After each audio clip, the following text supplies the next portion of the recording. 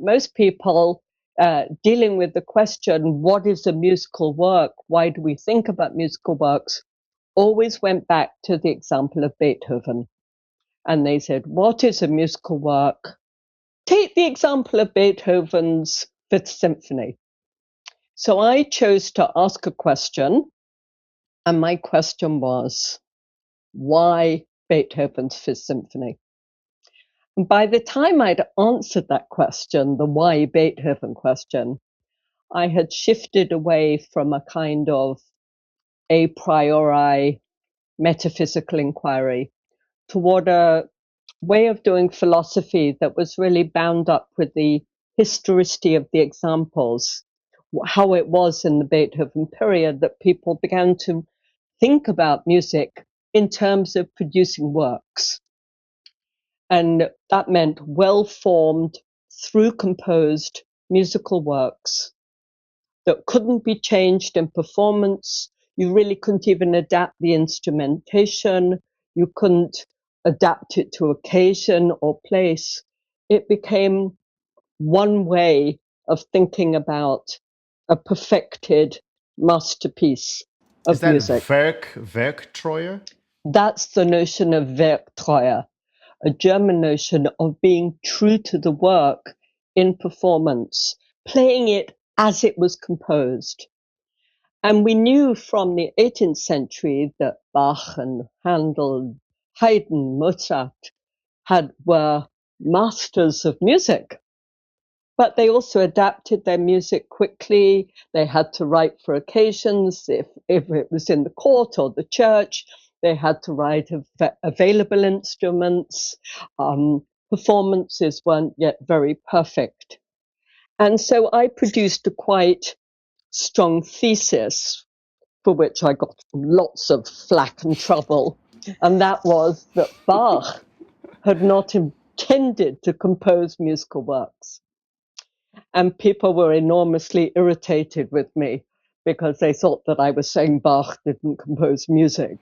Yeah. But on those who liked what I was saying felt suddenly released that early music didn't have to anymore conform to the conventions set up in the post-Beethoven period. So you're saying he wasn't composing in that 19th century conception of a masterwork. That was not his that's right. prerogative.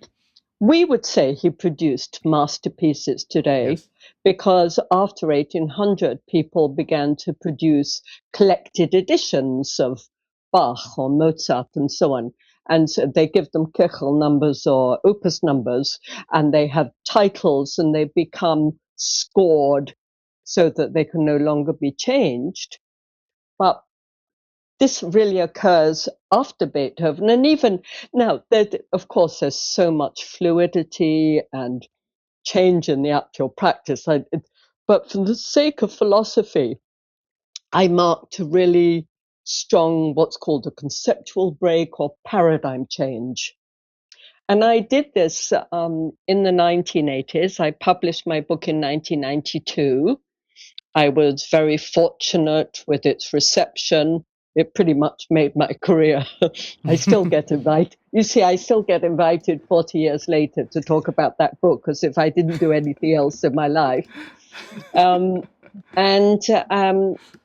you know, it's nice to have written one book that people read. I mean, you know, that's already good. Yes. And I was marking this period of modernity around 1800 as a strong change in institutional norms, new forms of authority, new forms of power, new forms of, like, imprisonment, in the way that people behaved in concert halls.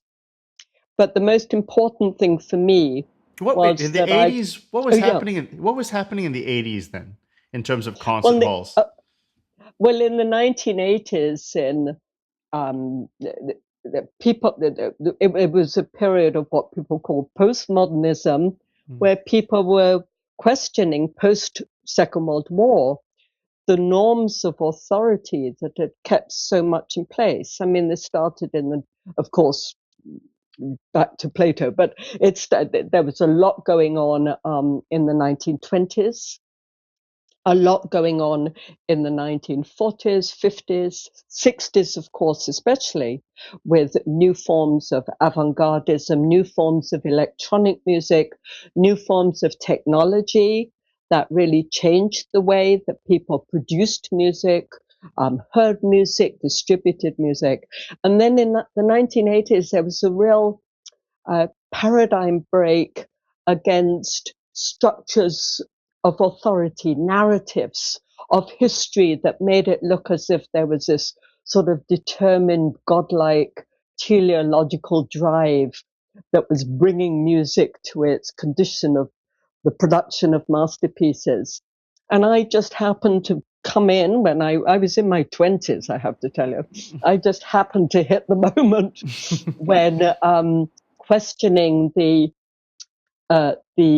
historicity of the work concept just seemed to be the right thing to do.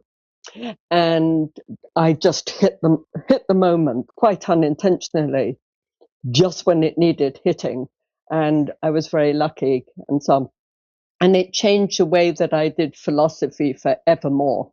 I became someone very interested in the history and politics and of social practice. And I never shifted from that again. It didn't find me favor with hardcore, tough philosophers who wanted metaphysical systems to obtain despite what happened in the history or practice of music. But it gave me a good reputation in all the other fields, so I was quite lucky.